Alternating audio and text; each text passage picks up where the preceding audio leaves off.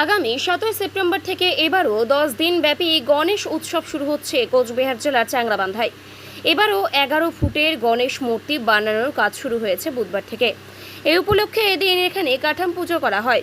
আয়োজকদের তরফে সন্তোষ কুমার শর্মা জানিয়েছেন, এবার ওই উৎসবের 16তম বর্ষ। বাংলাদেশ সীমান্তবর্তী এলাকায় এত বড় গণেশ মূর্তি দিয়ে টানা 10 দিন ব্যাপী গণেশ উৎসব নজির সৃষ্টি করেছে। এত বড় মাপের গণেশ উৎসব উত্তরবঙ্গের আর কোথাও হয় না বলেও আয়োজকদের তরফে দাবি করা হয়েছে। পুজোর প্রতিদিন প্রসাদ বিতরণ চলে।